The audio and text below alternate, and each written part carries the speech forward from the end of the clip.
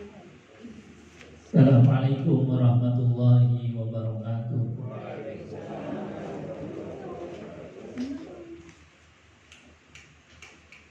Bismillah, alhamdulillah, nahmaduhu wa nasta'inuhu wa nastaghfiruh wa na'udzu billahi min syururi anfusina wa sayyiati a'malina may yahdihillahu fala mudilla lahu wa may yudlil fala hadiya lahu. Asyhadu an la ilaha illallah wa asyhadu anna Muhammadan abduhu wa rasuluh. Allahumma fassalli wa sallim ala sayyidina Muhammadin wa ala alihi wa sahbihi ajma'in. Rabbi israh li sadri wa yassir li amri wa hlul 'uqdatam min lisani yafqahu qawli. Amma ba'd. Qala Allah ta'ala fi kitabil karim wa huwa asdaqul qailin. A'udzu billahi samil 'alim minasyaitonir rajim. Bismillahirrahmanirrahim. Ya ayyuhalladzina amanu taqullaha haqqa tuqatih wa la tamutunna illa wa antum muslimun.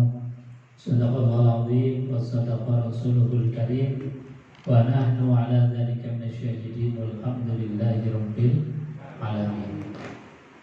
Bapak Ibu hadirin jamaah yang dimuliakan Allah Subhanahu wa taala, alhamdulillah pagi hari ini kita bisa dihadirkan lagi oleh Allah Subhanahu wa taala dalam keadaan sehat walafiat, dalam keadaan iman Islam tidak kurang suatu apapun.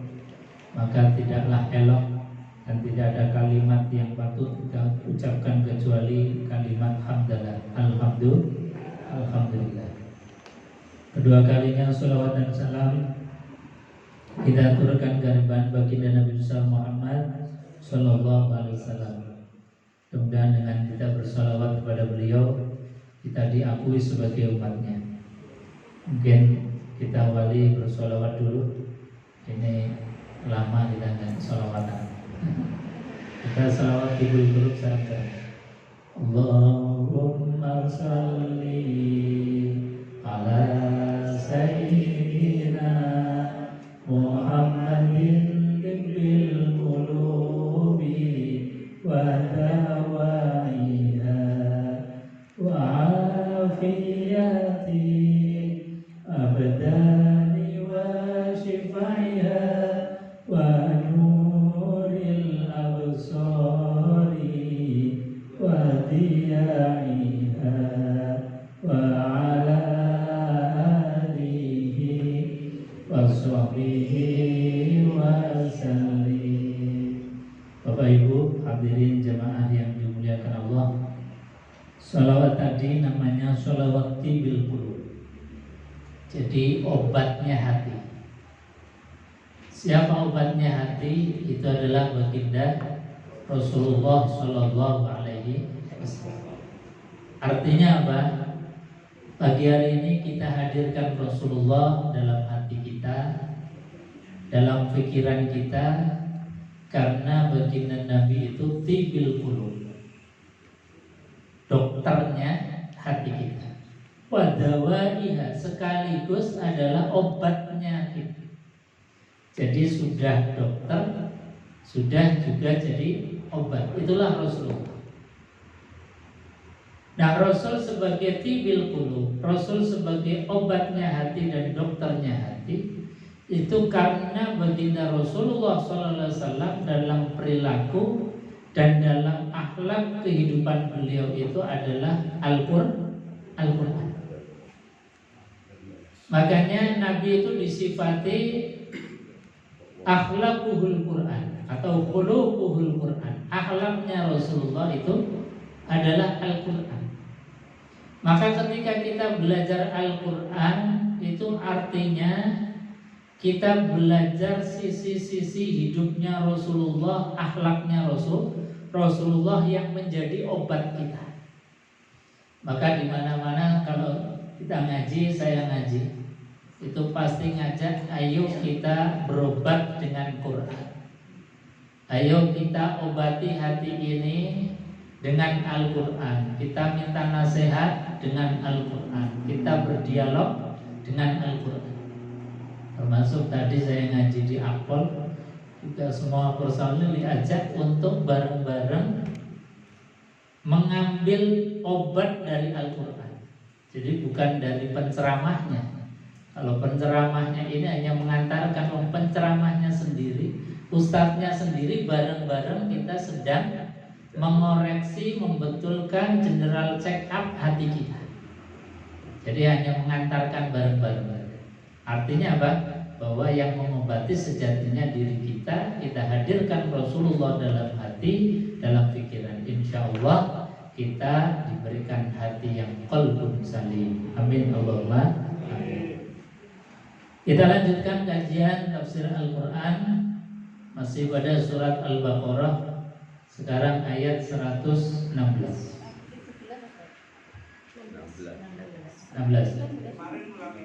Kemarin ulang 15. Bismillahirrahmanirrahim. Wa qalu takhadallahu waladan subhanahu bal lahu ma fis samawati wal ard kullun lahu qanitun badi'us samawati wal ard wa idza qada amran fa inna ma yaqulu lahu kun fayakun. Ayat 16, 116 ini masih ada kaitan dengan ayat-ayat sebelumnya. Di ayat sebelumnya, ketika orang-orang Yahudi, Nasrani mempertanyakan ngapain Nabi Muhammad, ngapain Muhammad itu, kiblatnya kemudian dirubah dari Masjidil Aqsa ke Masjidil Haram. Kalau ke Masjidil Aqsa kan mereka senang, karena apa? Karena Aqsa itu juga menjadi kiblatnya mereka. Jadi kalau umat Islam itu masih berkiblat ke Aqsa, itu artinya masih sama dengan kiblatnya mereka. Maka ketika kemudian kiblat itu berubah, itu buliannya luar biasa. Saya qulu sufaha'u minan nasi ma wallahu an qiblatihim allati kanu 'alaiha qul lillahi masyriq wal maghrib. Maka kata mereka, ngapain orang-orang as-sufaha, orang-orang bodoh itu menghadapkan ke arah kiblatnya ke Masjidil Haram. Jadi dianggap yang ke Masjidil Haram itu orang-orang bodoh. Maka kemudian dijawab oleh Allah, walillahil masyriqu wal maghrib. Arah timur, arah barat itu semuanya adalah milik Allah.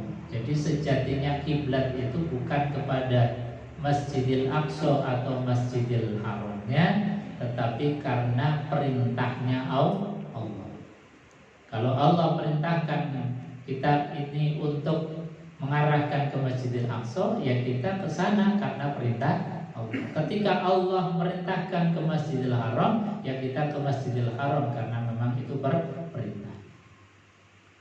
Wa qalu takhadallahu waladan subhanahu. Kaitan dengan orang-orang Nasrani dan orang-orang Yahudi yang mensomasi mempertanyakan Nabi Muhammad SAW. Di sini disampaikan waqalu takhadallahu waladan. Waqalu, dan mereka orang-orang Yahudi, orang-orang Nasrani, ittakhadallahu waladan subhanahu. Mereka mengambil waladan, ittakhadallahu, Allah mengambil waladan, anak, subhanah, maha suci Allah Subhanahu wa ta'ala. Jadi di sini diawali dengan huruf wawu. Wawu itu sebagai tanda bahwasanya ayat ini masih ada munasabah atau kaitannya dengan ayat-ayat sebelumnya. Kalau di terjemahan Quran ini, dan ini masih ditulis dan mereka berkata. Tapi kalau dalam terjemahan-terjemahan yang lain kadang dannya ini tidak disebutkan. Karena apa? Karena sudah berdiri satu ayat sendiri. Dan kalau dalam bahasa Indonesia, ini mungkin guru bahasa Indonesia bisa menjelaskan, itu kalimat biasanya tidak mungkin diawali dengan dan. Kalau itu ada dan, berarti ada kalimat sebelumnya yang melatar belakanginya. Makanya di sini ada waqalu ta'ala, artinya dan mereka berkata. Artinya ayat ini harus dipahami secara menyeluruh dari ayat yang sebelumnya. Jadi jangan parsial. Kalau parsial nanti maknanya bisa jadi beda.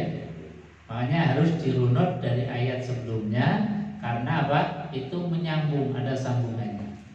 Nah ini kalimat dan atau wa dalam bahasa Arab ini juga penting. Makanya kalau dalam terjemah ini tetap disebutkan dan mereka berkata. Mereka siapa? Yaitu Yahudi dan Nasrani. Mereka berkata, punya klaim, punya asumsi, punya pemahaman ittakhadallahu walada. Ittakhadha artinya Allah mengambil. Ittakhadha Allah mengambil atau Allah mengangkat. Jadi sejatinya kalimat awal dan keyakinan awal dulu itu bahwasanya Yesus maupun Uzair yang dianggap sebagai Tuhan atau anak Tuhan itu sejatinya hanya kalimat yang kemudian akhirnya menjadi sebuah keyakinan. Awalnya hanya bahasanya metafor. Ittakhadallah, Allah mengambil anak. Mengambil anak itu kan berarti bukan anaknya Allah. Allah mengangkat anak, berarti aslinya bukan anaknya Allah. Jadi bahasanya Quran asalnya dulu mereka itu adalah punya keyakinan ittakhadallahu walada. Allah mengangkat anak atau Allah menjadikan Isa dan juga Uzair itu sebagai anak. Tetapi kemudian keyakinan ini menjadi berubah.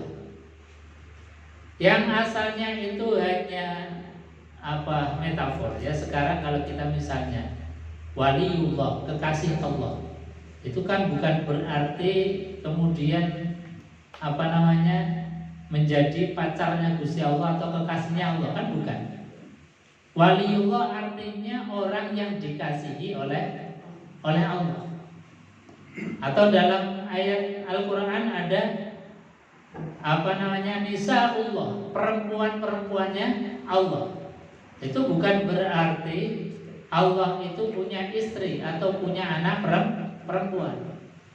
Jadi bahasa-bahasa majas yang awalnya itu hanya sekedar majas, itu kemudian lama-kelamaan menjadi sebuah keyakinan. Akhirnya sampai sekarang memahami betul bahwasanya Allah punya anak. Isa, Uzair itu adalah anak Tuhan. Nah ini yang kemudian diluruskan oleh Quran. Jadi dalam bahasa asli awalnya orang Yahudi Nasrani itu mengatakan ittakhadallahu walada. Allah mengambil, Allah membutuhkan anak, Allah mengangkat anak. Maka langsung kemudian statement ini, keyakinan ini, pemahaman ini langsung dibersihkan oleh Allah dengan kalimat Subhana, Maha Suci Allah.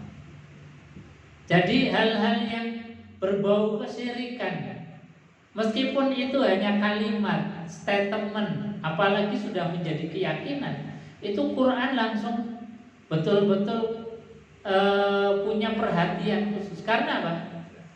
Karena Quran ini nggak mau kalau kita ini kemudian menyekutukan Allah. Karena menyekutukan Allah itu disifati inna syirka la zulmun azim. Syirik itu, menyekutukan Allah itu adalah kezoliman yang amat besar.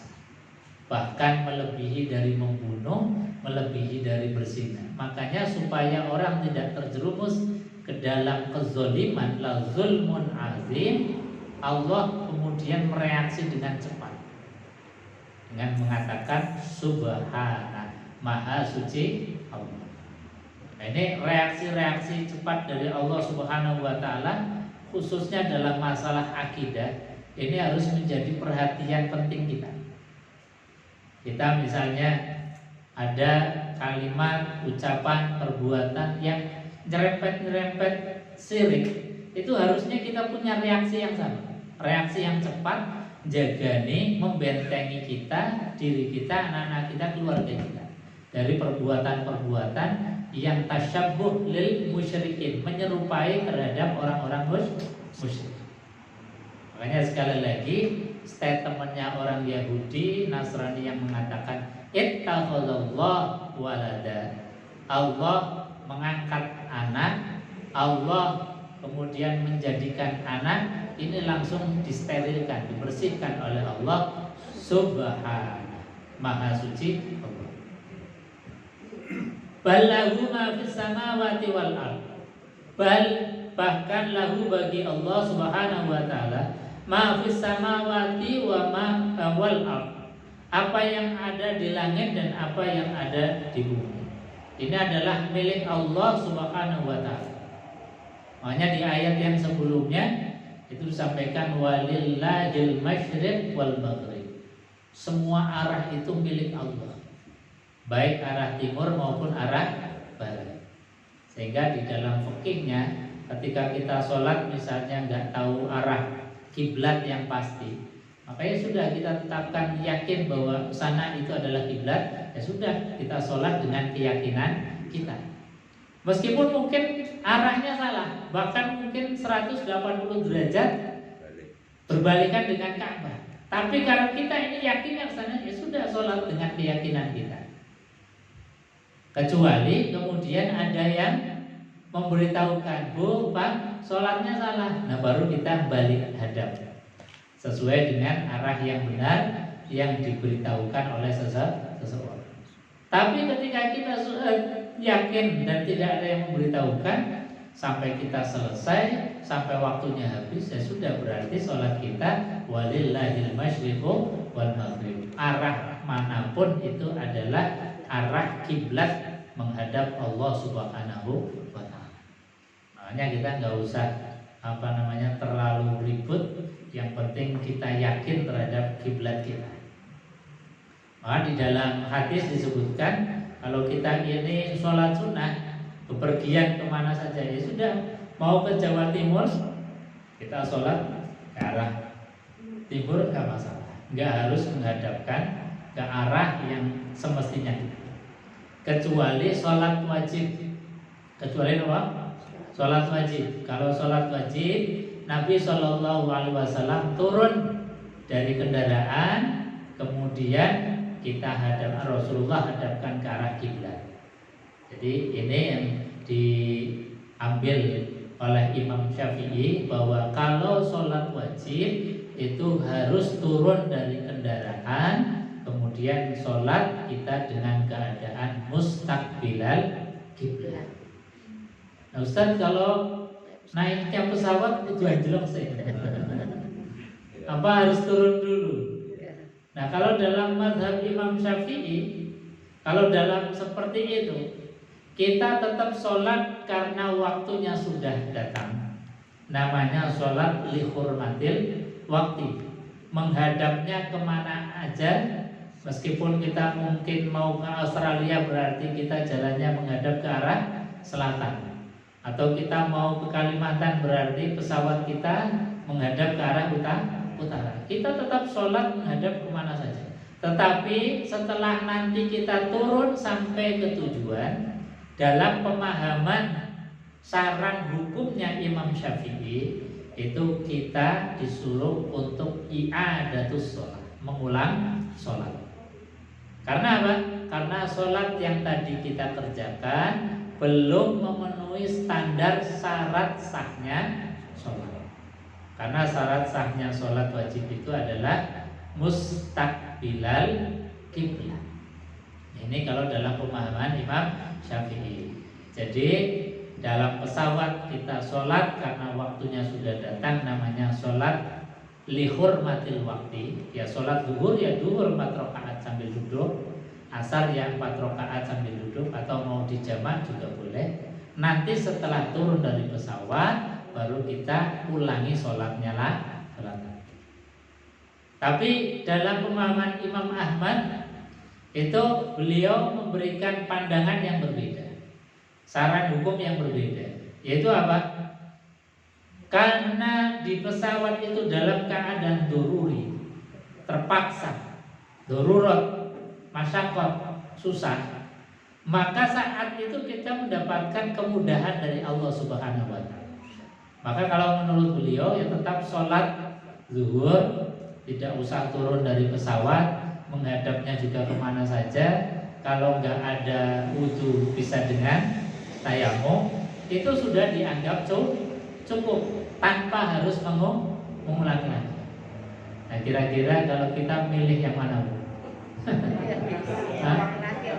Yang ulangin apa yang bukan ulangin?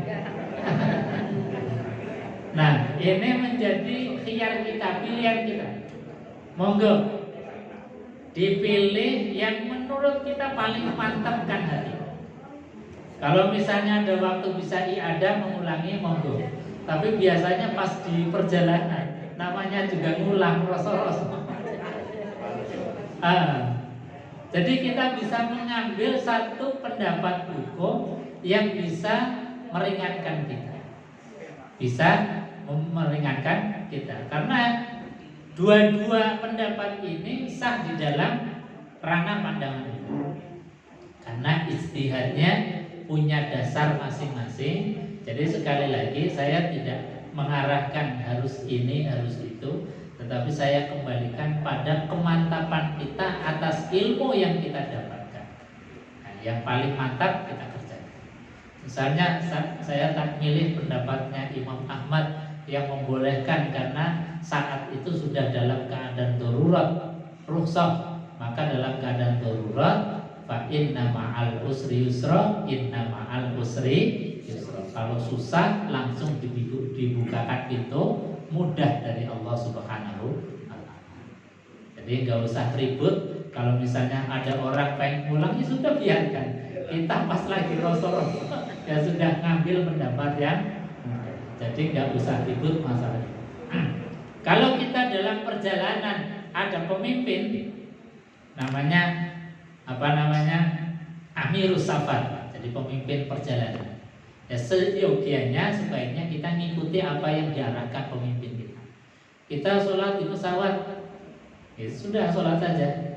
Pemimpin kita nggak usah nggak ada, berarti kita ngambil dari pendapatnya Imam Ahmad.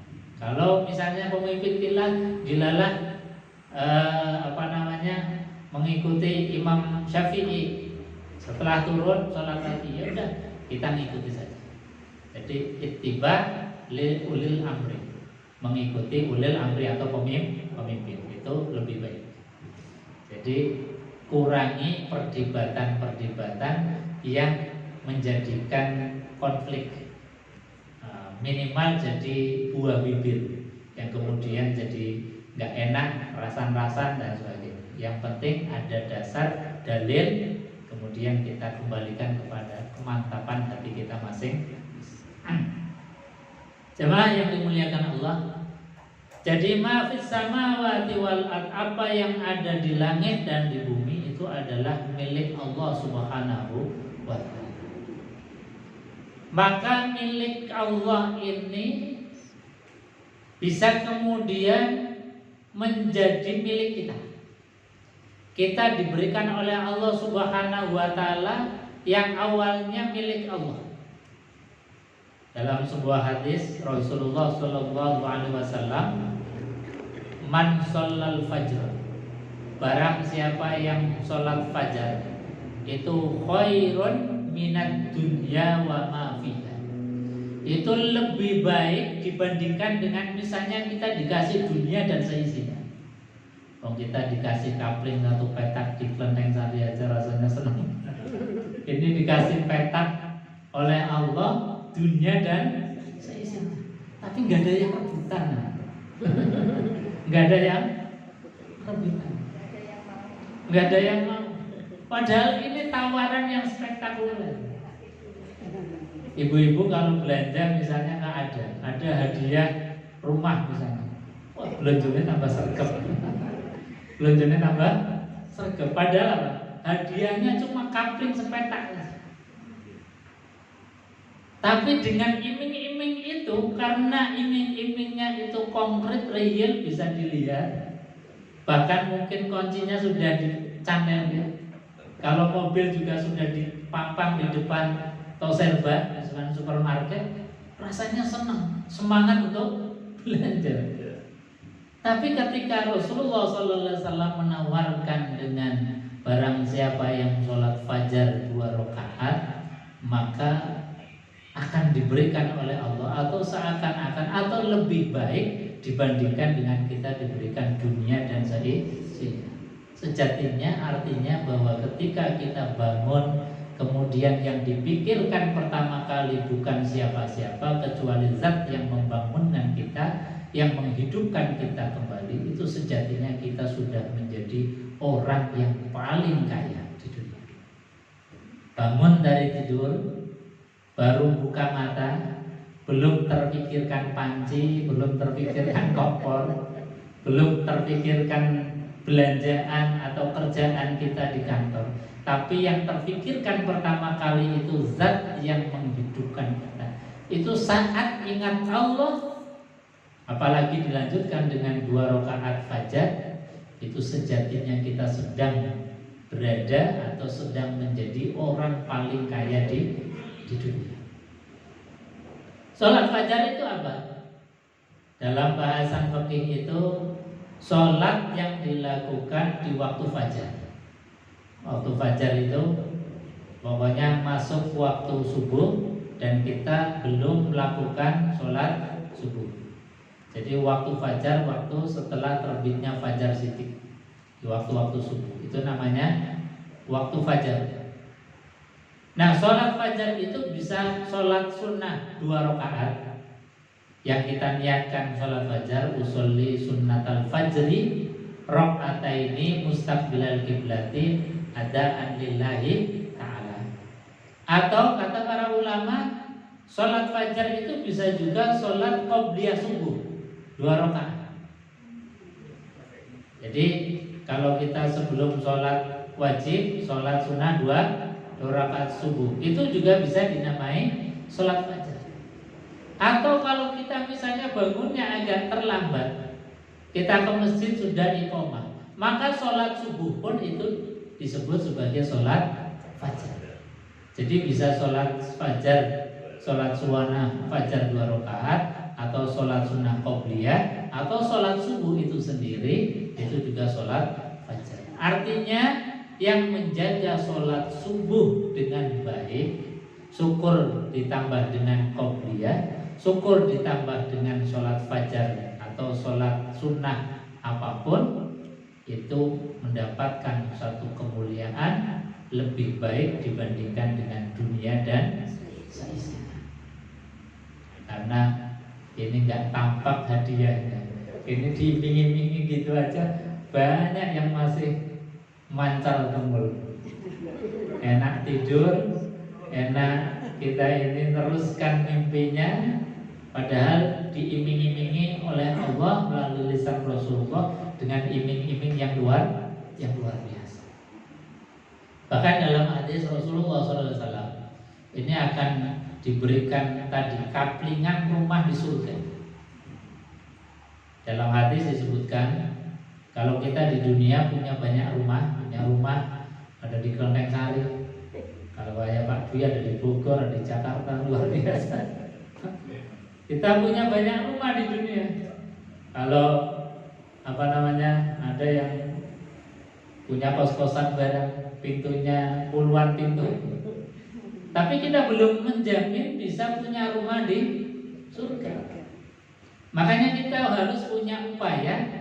Di dunia kita punya rumah, di surga harus punya rumah juga. Jangan gelandangan di surga. Ya tapi lumayan lah, gelandangan di surga tetap enak. Tapi paling tidak kalau punya rumah kan lebih nyaman. Lah Nabi SAW Wasallam ngasih bocoran. Cara punya rumah ada 3 macam. Bisa dengan hartanya, bisa dengan tenaga, bisa dengan hati. Ini modalnya. Kira-kira kita milih yang mana? Pengen dengan harta, pengen dengan tenaga, atau dengan hati? Atau tiga-tiganya? Tiga-tiganya kalau punya. Nanti dikoskan di sana Bu ya. Kalau punya banyak rumah di surga kan bisa dikos-kosan. Kata Nabi, dengan harta, mambana masjidan banallahu lahu baitan fil jannah. Barang siapa yang membangun masjid di dunia ini, maka akan dibangunkan dibangunkan rumah di surga. Nah, kira-kira yang hadir di sini sudah ada yang pernah bangun masjid dewean. Masjidnya kita paling bareng-bareng, urunan. Kita urun semen, urun botol, urun pintu. Berarti nanti di rumah sana, rumah surga itu rumah apartemen. Rumah bareng, rumah bareng. Tapi alhamdulillah yang penting punya rumah. Tapi kalau kita di dunia ini bisa bangun masjid sendiri, dibiayai sendiri. Kemudian kalau ada marbotnya luar biasa. Itu pasti rumahnya di surga nanti dilihat. Rumahnya punya rumah pribadi. Ini luar biasa. Jadi kalau kita bisa seperti ini, misalnya ada tempat yang kosong kanan kirinya jauh dari masjid, kita punya harta, bangunkan masjid di sana. Ada komunitas kumuh misalnya, musolanya kecil, dibangunkan menjadi masjid besar, biaya kita sendiri. Itu akan menjadikan kita punya rumah sendiri di dalam surganya Allah Subhanahu wa Ta'ala. Ini yang pertama. Jadi bikin rumah dengan harta. Yang kedua, membuat rumah di surga nanti dengan tenaga. Dengan tenaga kita cukup menjaga sholat qobliyah dan ba'diyah. Pokoknya sebelum sholat wajib, kita sholat sunnah dulu. Zuhur sholat sunnah 2 rakaat atau 4 rakaat. Habis zuhur sholat sunnah lagi 2 rakaat atau 4 rakaat. Sebelum asar 2 rakaat. Setelah asar nggak ada. Jadi jangan karena saking semangatnya habis asar sholat sunnah. Nah, ini nggak ada. Jadi hukumnya adalah haram melaksanakan sholat sunnah setelah sholat asar. Sebelum maghrib 2 rakaat. Kalau bahasa hadis, bahasanya Rasulullah, faman sya'a, siapa yang mau saja. Makanya dalam bahasa hukum di fikih itu bukan termasuk sunnah yang muakkadah. Jadi sunnah biasa, bukan sunnah yang ditekankan. Sunnah yang ditekankan itu ba'dal maghrib. Sebelum isya itu juga faman sya'a, barang siapa yang mau. Makanya kadang ada yang sholat, ada yang enggak. Karena apa? Bahasanya Rasulullah, monggo saja. Yang mau ya sholat, yang enggak ya enggak usah. Itu kemudian ditarik di dalam pemahaman fikih, namanya sunnah biasa, bukan sunnah muakkadah. Yang sunnah muakkadah adalah ba'dal isya. Kemudian sholat sunnah sebelum subuh 2 rakaat. Setelah subuh tidak ada. Orang yang menjaga konsistensi istiqomah dari qobliyah dan ba'diyah, itu rewardnya, hadiahnya banallahu lahu baitan fil jannah, akan dibangunkan rumah di surga. Jadi modalnya cukup dengan tenaga. Kita rutin istiqomah menjaga sholat qobliyah dan ba'diyah. Yang ketiga kata Nabi, cukup dengan hati. Noto ati sing ikhlas, noto hati yang ridho terhadap apapun ketentuan Allah, kemudian dibuktikan dengan ucapan lisan kita ini senantiasa basah dengan kalimat alhamdulillah. Kelihatannya gampang, ringan, tapi ternyata alhamdulillah ini, alhamdulillah yang sering kita ucapkan itu kan alhamdulillah yang ketika kita merasa enak, merasa dapat nikmat besar. Tapi kalau kemudian kita, menurut kita itu musibah, menurut kita ini bahaya, menurut kita ini nggak enak, ini ngucap alhamdulillah itu rasanya berat kan? Rasanya berat banget. Makanya Nabi SAW mengajarkan alhamdulillah itu dalam keadaan senang maupun dalam keadaan susah, dalam keadaan gembira maupun dalam keadaan duka. Jangan pernah luput dari kalimat alhamdulillah, meskipun dalam keadaan duka. Ada yang meninggal dunia, dahulukan kalimat alhamdulillah. Tapi ampun banter-banter. Nanti kalau yang nggak seserven, nggak satu pemahaman kita, nanti malah salah paham. Bojone mati alhamdulillah. Nah, dianggap gendeng ya. Tapi tetap itu harus diucapkan, bagian dari ridho kita kepada Allah. Karena ikrar dan doanya kita itu kan raditu billahi robba, ya Allah aku ridho, rela Engkau menjadi Tuhan. Di antara ridho kita rela Allah jadi Tuhan kita adalah Allah ngasih ketetapan, keputusan, takdir apapun kepada kita, itu ya tetap harusnya kita alhamdulillah. Dilalah kita ditakdir sakit misalnya, ya Allah alhamdulillah kok pagi ini diberikan sakit, kepala pusing gak karuan, badan rasanya greges macam-macam, tetap harus dahulukan alhamdulillah. Itu artinya apa? Kita rela terhadap keputusannya Allah. Kalau kita ini rela terhadap keputusannya Allah Subhanahu wa taala, itu rasanya sakit apapun ya kita nikmati. Ini bagian dari nikmat Allah, bagian dari takdirnya Allah Subhanahu wa taala. Tapi ucapan alhamdulillah dalam keadaan kita lagi enggak nyaman, enggak enak, bahkan dalam keadaan sakit, ini yang harus kita latih. Kalau kita dapat nikmat alhamdulillah gampang. Semua orang enggak sekolah pun bisa. Tapi ketika mengucapkan alhamdulillah dalam keadaan duka, dalam keadaan tidak ada, dalam keadaan sempit, itulah yang butuh kita kemudian, butuh ilmunya, butuh latihan, terus menerus diupdate pemahaman kita. Karena ini nggak akan bisa kecuali dengan latihan. Kita nggak akan bisa mengucapkan alhamdulillah kecuali dengan ilmu. Makanya ilmunya ditoto dulu. Jadi dalam keadaan sakit, alhamdulillah ya Allah, panjenengan paringi sakit, mudah-mudahan sakit ini bagian dari kafarat menjadi penutup dari dosa-dosa kita. Ketika kita dalam keadaan gundah gulana, dalam keadaan sedih, dalam keadaan misalnya takut, itu juga sudah alarm dari Allah Subhanahu wa taala. Alarmnya apa? Berarti kebaikan kita ini sudah mulai kurang, bahkan mungkin defisit. Karena dalam hadis Rasulullah, kalau kebaikan kita ini mulai kurang, tidak bisa menutupi kejelekan-kejelekan, tidak bisa menutupi dosa-dosa kita, maka Allah datangkan al-huzn, rasa sedih, rasa merasa sendiri, galau, takut. Nah ini berarti alarm kita lagi kekurangan kebaikan. Maka ketika kita sedih, datang sedih, datang rasa galau, gundah gulana, kita harus kemudian kembali memperbanyak kebaikan-kebaikan. Misalnya apa? Di antara kebaikannya adalah silaturahim, kumpul ketemu dengan orang banyak. Kumpul ketemu dengan orang banyak itu kan kebaikan. Makanya dalam kajian psikologi, orang yang dalam keadaan gundah gulana galau, itu kalau menyendiri terus, ini bahaya. Karena stresnya akan semakin tambah. Tapi kalau kita kemudian jalan-jalan, ketemu dengan teman ngobrol, akhirnya kesusahan,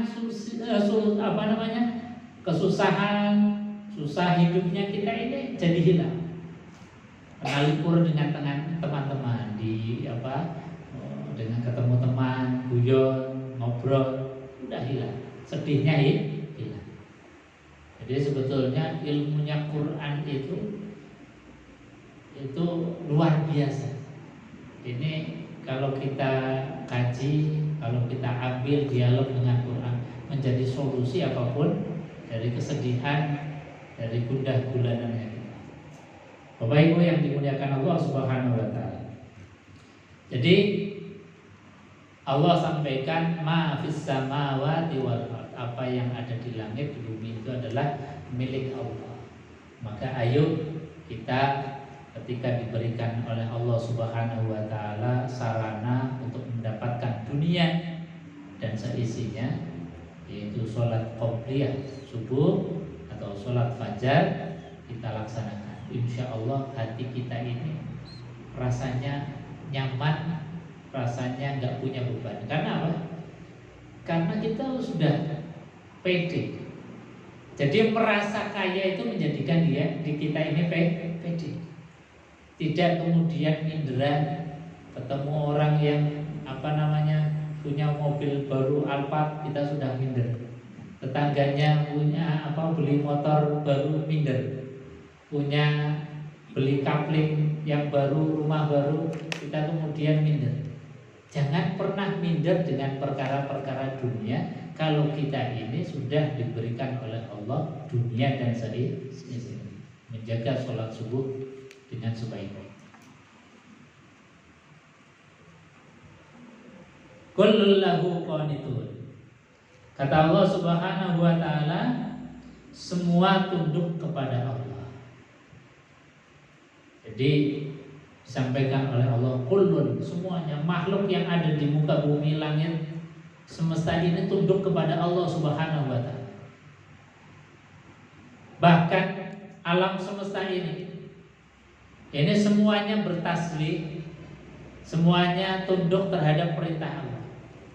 Kita lihat matahari, kita lihat rembulan, sejak diciptakan sampai sekarang itu nggak pernah balik. Matahari nggak pernah bangkang, rembulan juga nggak pernah bangkang. Itu diantara yang kemudian diambil pelajaran dalam Al-Quran. Meskipun semuanya itu tidak pernah ada yang membangkang terhadap perintahnya. Kata Allah, wasyamsu tajri li mustaqarrin laha, dzalika taqdirul azizil alim, wal qamara qaddarnahu manazila hatta 'ada kal urjunil qadim. Jadi matahari sejak diciptakan itu berjalan di garis edarnya, nggak pernah berhenti, nggak pernah balelo, males muter misalnya. Rembulan juga sama.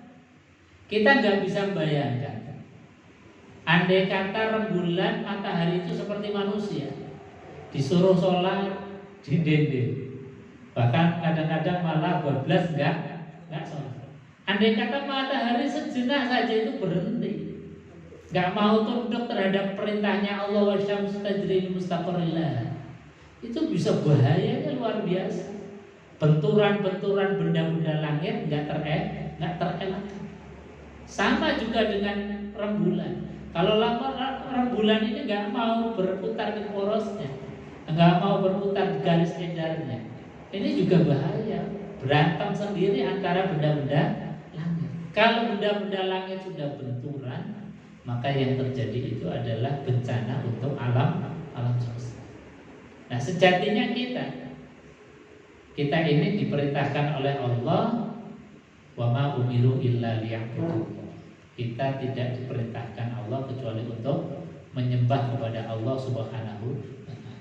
Cuma kita kadang-kadang sudah diperintahkan hayya 'alas shalah, masih saja kemudian cari alasan, ini belum rampung, ini nanggung, masih banyak alasan kita buat.